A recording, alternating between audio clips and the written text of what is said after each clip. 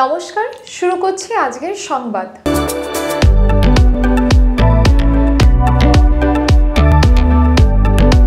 পূর্ব বর্ধমান জেলা তথ্য ও সংস্কৃতি দফতরের আয়োজনে এবং জেলা প্রশাসনের সহযোগিতায় বিদ্রোহী কবি কাজী নজরুল ইসলামের জন্মদিবস পালন করা হলো। 11ই জ্যৈষ্ঠ স্থানীয় সিধু কানু ময়দানে এই উপলক্ষে আয়োজিত এক অনুষ্ঠানে উপস্থিত ছিলেন জেলা শাসক আয়েশা রানী এ, বর্ধমান দক্ষিণের বিধায়ক খোকন দাস, জামালপুরের বিধায়ক অলোক মাঝি, জেলা পরিষদের মেন্টর মোহাম্মদ ইসমাইল, জেলা পরিষদের কর্মধ্যক্ষ শান্তনু কোনার প্রমুখ। উপস্থিত ছিলেন জেলা তথ্য ও সংস্কৃতি আধিকারিক রামশঙ্কর মণ্ডল। এদিনের অনুষ্ঠানে উপস্থিত থেকে জেলা শাসক আয়েশা রানী এ কাজী নজরুল ইসলামের মতো মনীষীদের কেন স্মরণ করা প্রয়োজন সে কথা সংক্ষেপে বলেন। এর পাশাপাশি তিনি এদিন উপস্থিত শিশু শিল্পীদের হাতে কাজী নজরুল ইসলামের একটি করে প্রতিকৃতি তুলে দেন। তাই তো এত সুন্দর, তাই আজকে মাননীয় জেলা শাসক শ্রীমতী আয়েশা রানী আইএস ম্যাডাম, সকলে এগিয়ে যাও বাবা, সকলে সারিবদ্ধভাবে ম্যামের পাশে দাঁড়াও। একদম সুন্দর একটি উজ্জ্বল মুহূর্ত প্রেমবন্দি থাকুক এবং কবির প্রতিকৃতি এই কচি কাচাদের হাতে তুলে দিলেন মাননীয় জেলা শাসক শ্রীমতী আয়েশা রানী আইএস ম্যাডাম। শিশুরা মুখ ভরা হাসি নিয়ে আমাদের মনের সমস্ত ক্লান্তি বেদনা দূর করে দিল। বিধায়ক খোকন দাস বলেন, কাজী নজরুল ইসলাম তার সাহিত্য সৃষ্টির মধ্যে দিয়ে বাংলা তথা গোটা দেশকে পথ দেখিয়েছিলেন। তার সৃষ্টি বিশ্ব দুয়ারে আমাদের একটা স্থান করে দিয়েছে। এই ধরনের মনীষীদের আমাদের সব সময় স্মরণ করতে হবে, তাদের প্রতি শ্রদ্ধা নিবেদন করতে হবে। সেই কাজটাই এখানে করার জন্য উদ্যোগ নিয়েছে জেলা তথ্য ও সংস্কৃতি দফতর।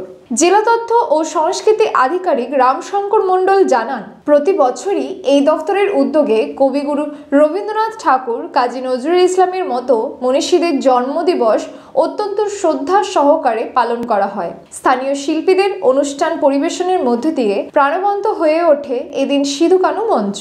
ভারতবর্ষের মুখ একদিন উজ্জ্বল করেছেন যিনি আমাদের বাংলার ছেলে, বাংলাকে এইভাবে এগিয়ে নিয়ে গেছেন। আর তাদের মতো মানুষরা একদিন এই সমাজ ব্যবস্থার মধ্যে এত সুন্দরভাবে সব কিছু করেছিলেন বলেই 126 বছর পরও আজকে তার জন্মদিবসকে গোটা বাংলা জুড়ে, বাংলার বাইরেও পালন করা হচ্ছে। আমরা মনে করি এইভাবে যারা আমাদের মনীষীরা, যারা আমাদের পূর্বপুরুষরা, যারা একটা সময় আমাদের দেশের নাম বহু দূরে নিয়ে গেছেন, বাংলার নামকে এগিয়ে দিয়ে গেছেন, সেই মানুষগুলোকে কোনোদিন আমাদের ভুললে চলবে না, তাদের আমাদের সব সময় স্মরণ করা দরকার।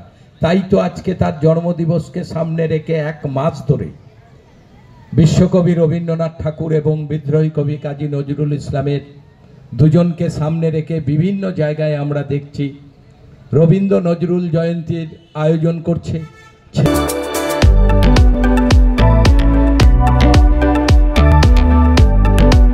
বর্ধমান চেম্বার অফ কমার্সের পুনরুজ্জীবনের প্রচেষ্টা নেওয়া হলো।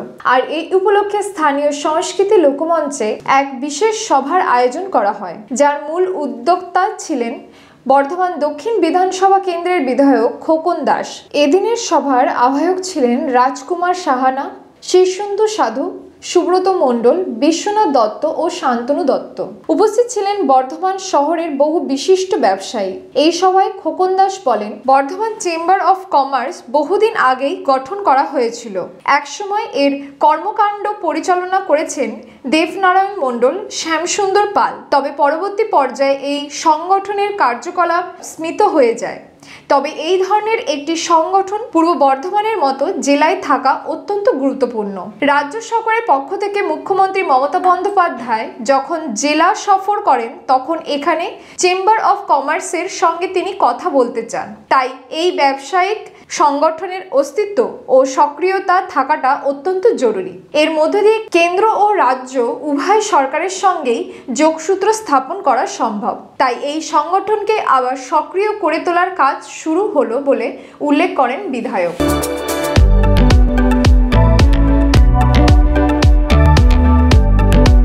জান ফাউন্ডেশনের উদ্যোগে বিদ্রোহী কবি কাজী নজরুল ইসলামের জন্মদিনকে কেন্দ্র করে একাধিক অনুষ্ঠানের আয়োজন করা হয়েছিল। রায়না 1 নম্বর অঞ্চলের দোলই বাজারে এই উপলক্ষে এক অনুষ্ঠানের আয়োজন করা হয়। বিদ্রোহী কবি কাজী নজরুল ইসলামের একটি আবক্ষ মূর্তি উন্মোচন করা হয়। কবির আবক্ষ মূর্তি উন্মোচন করেন অনুষ্ঠানের প্রধান অতিথি কবির নাতনি সোনালী কাজী। উপস্থিত ছিলেন ডক্টর কালিমুদ্দিন হক, জিন্না আলী, জামালপুরের বিধায়ক অলোক কুমার মাঝি, রায়না 1 নম্বর তৃণমূলের ব্লক সভাপতি বামদেব মণ্ডল, জামালপুরের তৃণমূলের ব্লক সভাপতি মেহমুদ খান, আব্বাস সাহেব, বিশিষ্ট সাংবাদিক তথা সমাজসেবী শফিকুল ইসলাম সহ সম্মানীয় ব্যক্তিবর্গ। আয়োজক সংস্থার সম্পাদক হাফিজুর রহমান জানান, আজকে বিভিন্ন সামাজিক কাজ তারা করেছেন। প্রায় 500 জন রক্তদাতা রক্ত দেন।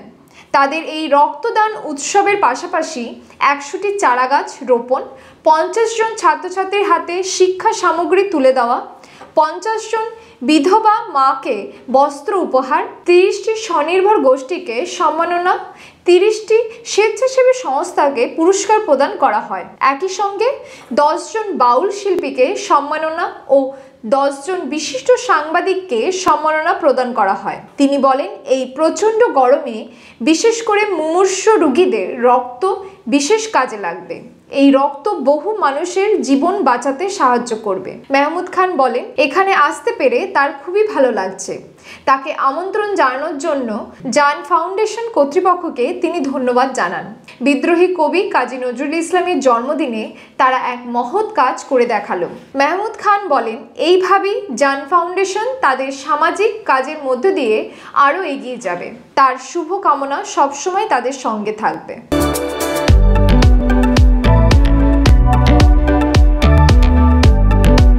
আজকের সংবাদ এই পর্যন্ত। নমস্কার।